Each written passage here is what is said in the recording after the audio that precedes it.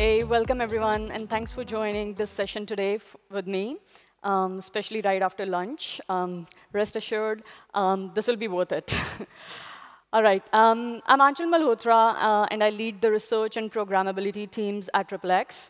And today I'm going to talk about RippleX's XRP Ledger R&D Vision 2025 and beyond. So the goals for today's session are, first, to introduce the R&D strategy and how the R&D team functions, how it complements other RippleX teams. Then I'll walk you through the XRP Ledger's challenges, the challenges that we seek to address, and the unique opportunities that we have identified for XRP Ledger. And finally, I'll talk more specifically about some of the R&D initiatives that we are pursuing now and that we'll look to pursue in future. All right, starting with RippleX R&D function, well, we all are well aware that Ripple's goal is to make XRP Ledger the go-to blockchain for institutional finance. The RippleX, which is a business unit within Ripple, is focused on continuously evolving the XRP Ledger through experimentation and iterative development to ensure that the ledger is positioned for success. RippleX research team complements these efforts, but it takes longer-term and game-changer perspective. Our goal is to leverage emerging technologies and solutions to ensure that XRP Ledger is the leading blockchain for years to come. With that in mind, we have established a team, very strategically established a team with expertise in technologies that we are investing in. And I'll talk about this in the later slides. All right, with this in mind, now I'll walk you through some of the challenges and unique opportunities for XRP Ledger. Well, our goal is to first identify challenges, that is, aka also known as the customer problems that we want to solve. So these are some of the problems some of the challenges that we think are important and are key value drivers for decentralized finance, both institutional and otherwise, today and beyond. So the first challenge is privacy and compliance. For mass adoption of blockchains by institutions, privacy and compliance, we need to strike a balance between these two, apparently the requirements that are at odds with each other. So as we know that TradFi, traditional finance, operates under strict confidentiality, right? The transaction amounts as well as the client identities remain private. And this is completely opposite from how blockchains operate. Blockchains are transparent. Anyone can see what's happening. And this is not how TradFi institutions operate. TradFi institutions cannot put all the data on public ledgers without sacrificing business advantage or regulatory obligations. To compound this problem, there is a requirement for compliance, right? So these institutions operate within strict regulatory frameworks with the requirements such as KYC, AML, and other obligations. But this is at odds with the privacy, right? So this inherent problem where privacy and compliance, it's hard to achieve both the properties together, but this is something that the institutions require. So that's the first challenge that we need to address if we really want to see the mass adoption of blockchains by institutions. Second is the interoperability. Interoperability meaning the seamless interaction between different blockchain ecosystems. Today, what we see is the blockchain ecosystems are siloed, with each blockchain focusing on a certain set of customers, focusing on a certain set of functionalities, and they operate in silos. But this is not how TradFi institutions work. They are not used to work in silos. In TradFi world, as we have seen, TradFi institutions have access to different kinds of stock exchanges, different kind of banking networks, and different kind of trading venues, right? And they want seamless movement of value, of data, and information. Similarly, they want in the blockchain ecosystem access to liquidity, access to different DeFi protocols, access to everything that different blockchain systems provide. So this is another requirement, and we think that we have, but we haven't really solved the interoperability problem among different blockchain ecosystems. So that's another challenge that we have today. Third is the revenue generation. Again, so as TradFi institutions migrate to blockchain ecosystems, they are constantly looking for new avenues of revenue. And it is beyond. Some things are obvious, right? Like there are operational efficiencies, there are cost reductions, and these are obvious advantages of moving to blockchain. But beyond this, they are also looking for to gain advantage in newer emerging markets in this digital space.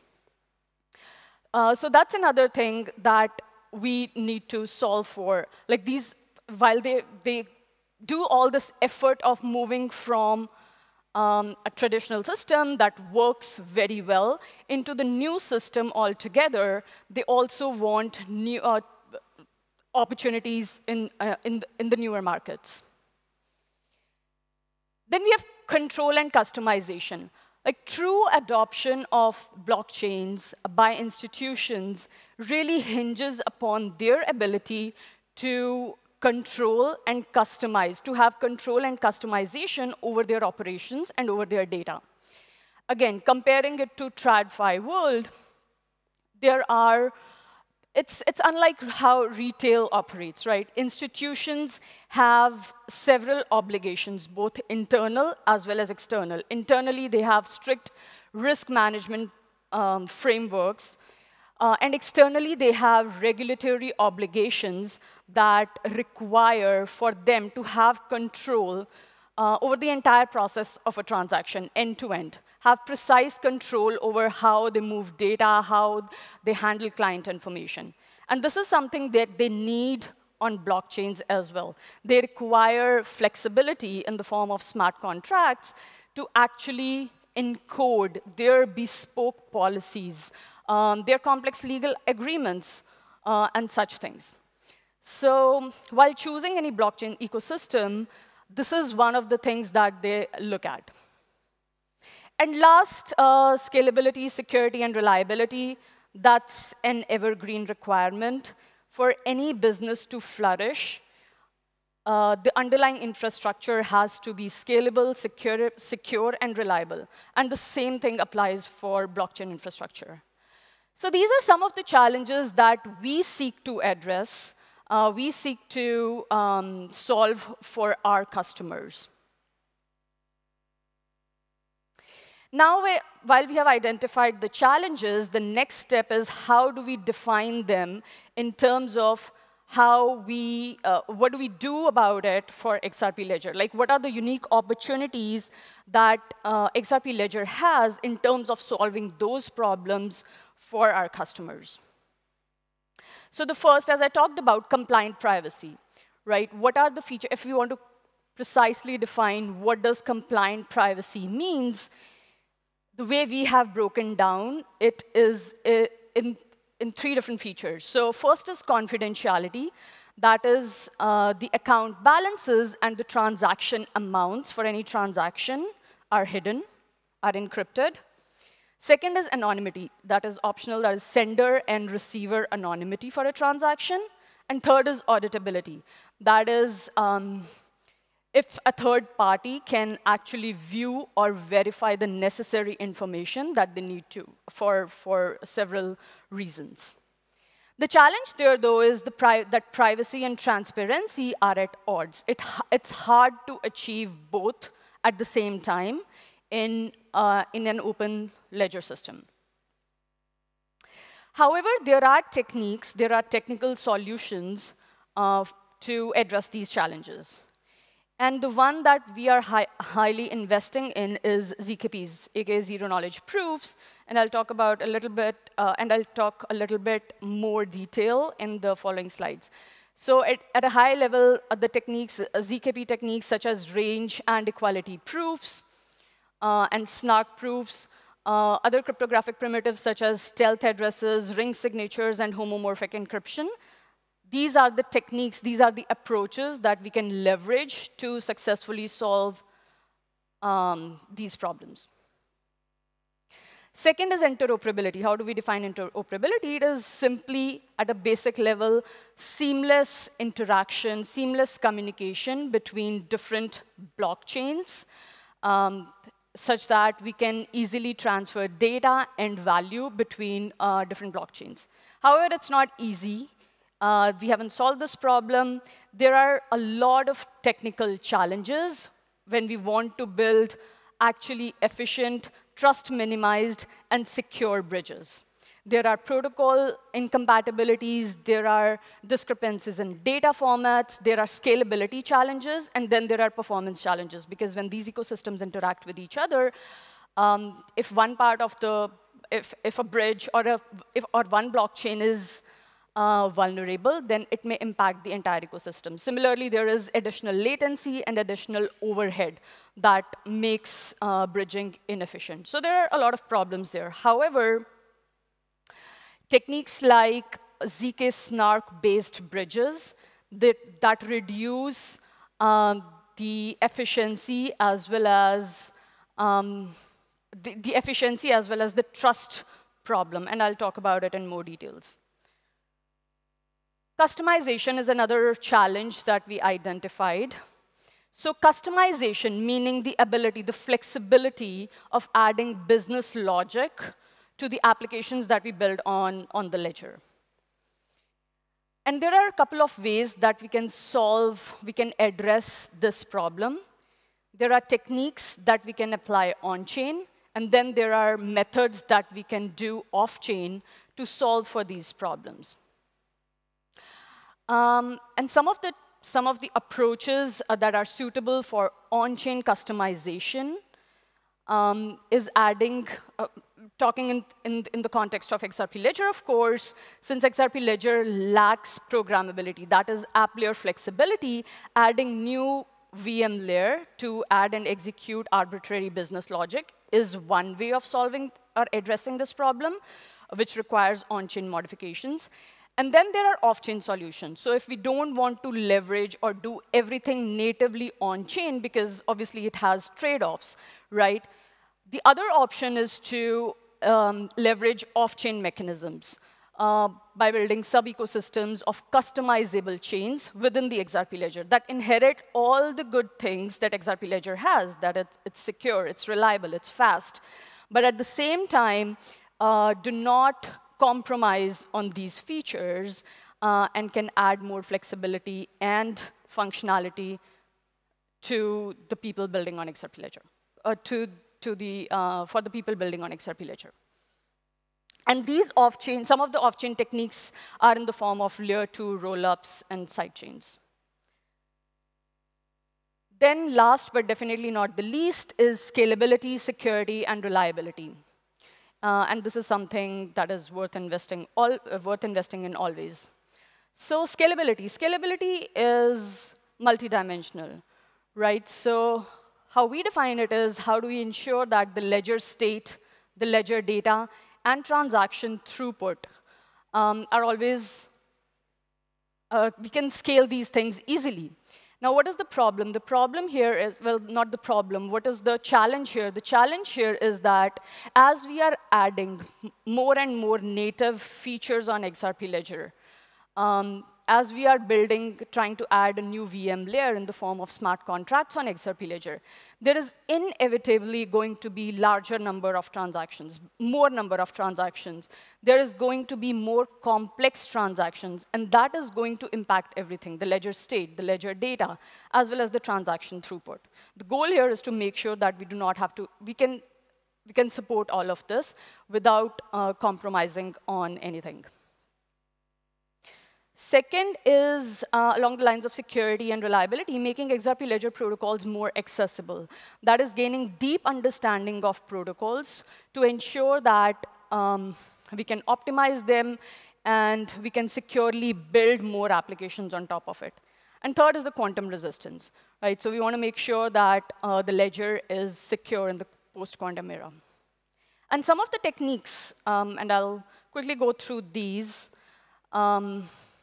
are for scalability, again, on-chain and off-chain scaling via techniques like ZK compression, stateless XRPL protocol, light client protocols, and rollups.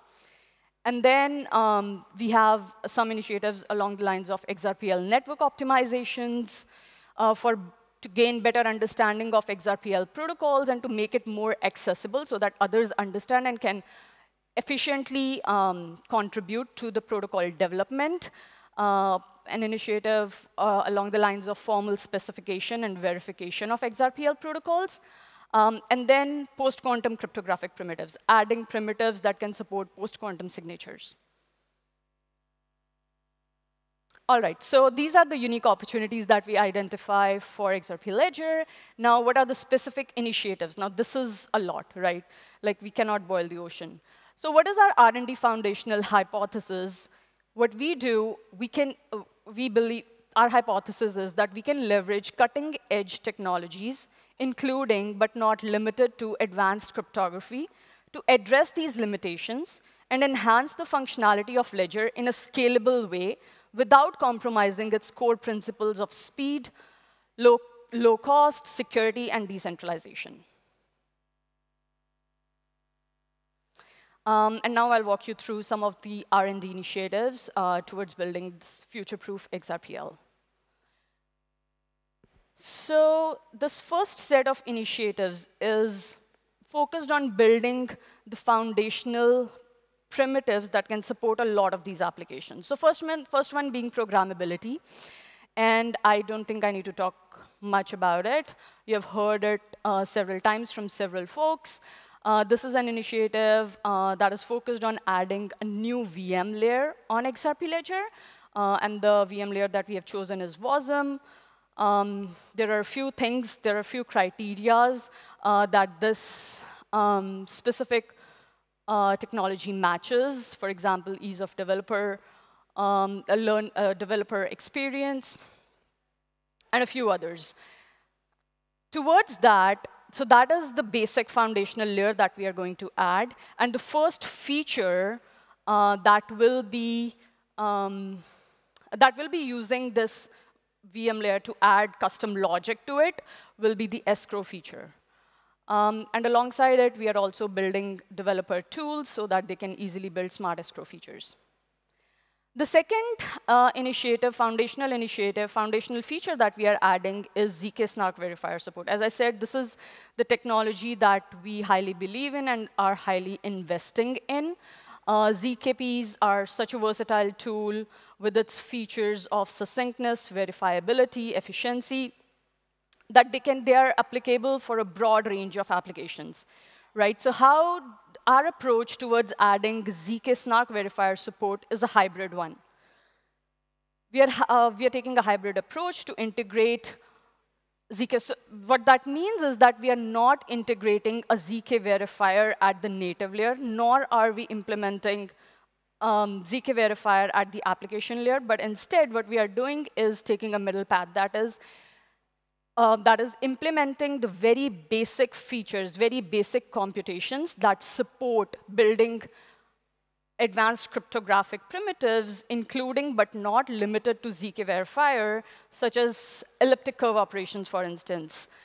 So those are the operations that act like tools for the developers to build more advanced primitives using those basic computations. So that's something that we add at the native layer. And one of the reasons for adding those at the native layer is performance. So at native layer, they perform much better versus at the WASM layer, which is relatively less performant.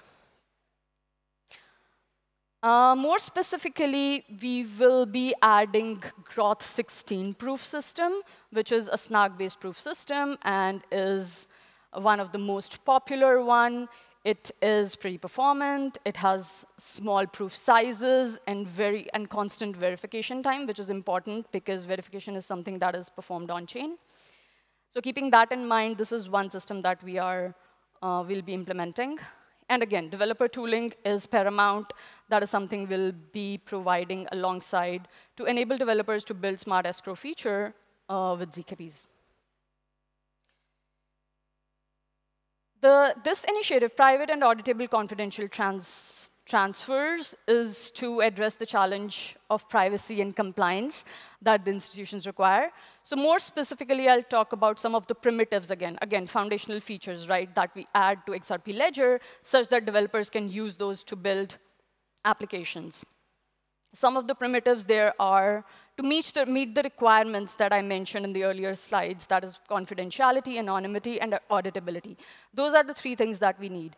And we will be using homomorphic LGML encryption to encrypt the balances and transaction amounts to ensure confidentiality, as well as enable computations on the encrypted data, simple computations such as addition. Then zero-knowledge proofs, not snark-based proofs, but Schnorr-based proofs, such as range proofs and equality proofs. And the name suggests what they do. And third, most importantly, selective disclosure for compliance, which could be in the form of complete disclosure of information or verify what's necessary kind of approach that would be required for meeting regulations, for example. These are the two initiatives along the lines of improving scalability and decentralization for the ledger. So ZK Light Client protocol, Light Client in general is a lightweight client that allows users to access the XRPL network or any blockchain network for that matter without having to download the entire ledger. So unlike full nodes, they don't have to download the entire ledger. All they have to download, they have to know about is the hash, that is the ledger header. And then they can use cryptographic primitives such as Merkle proofs to verify the transaction inclusion, as well as to update their state. So our design for ZK Light Client protocol for XRP Ledger is based on, there are several ways how you design the Light Client and how the state is updated for the Light Client. The approach that we took was to update the Light Client based on XRPL consensus. So it inherits the security of the XRPL consensus. And it's called ZK Light Client. Well, that's not a necessary component, but what ZK Snark in this case provides is optimization. So instead of verifying for the signatures of 35 validators in this case, for example, to ensure that the updated state is something that all the validators validate, instead we can just use a single proof, a single ZK proof, that would prove that the majority of validators have validated that state. And this is important because ZK Light Client is an important critical piece of infrastructure if we want to build advanced applications like ZK bridges. And in that case, Light Client is something that operates on the ledger, and optimization is important there.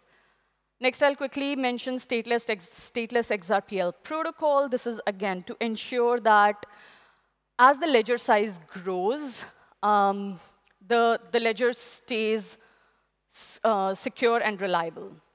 And the idea here is that the validators who participate in the consensus mechanism only store ledger header plus a set of few transactions from a few previous ledgers to conduct the consensus instead of the entire ledger. And I don't have time to get into details, but theoretically, the storage requirements, our theoretical results, show that storage requirements may reduce from approximately 7 GB to 100 MB. This is another interesting initiative along network traffic optimization. I don't think I have time to, so I'll quickly skip through this. R&D initiatives. So these are, this slide gives a list of initiatives that we are not pursuing in-house necessarily, but collaborating externally with vendors and our UBRI partners. So formal specification, I explained before, post-quantum signatures. We already have one of our UBRI partner implement dilithium signature scheme with RippleD, and then ZK Snark Bridge protocol. So we are collaborating with UC Berkeley specifically on this project to build a ZK Snark bridge. And that's it. I don't have more time. But yeah, I would like to close by saying that, well, we are building for you, and we want to build with you. So one of the goals in the coming days is to open source all the work that we are doing here, including the artifacts in the form of any documents, any GitHub code, any POCs, prototypes that we have. We'll open source that, and we would really appreciate your feedback and your engagement there. Thank you.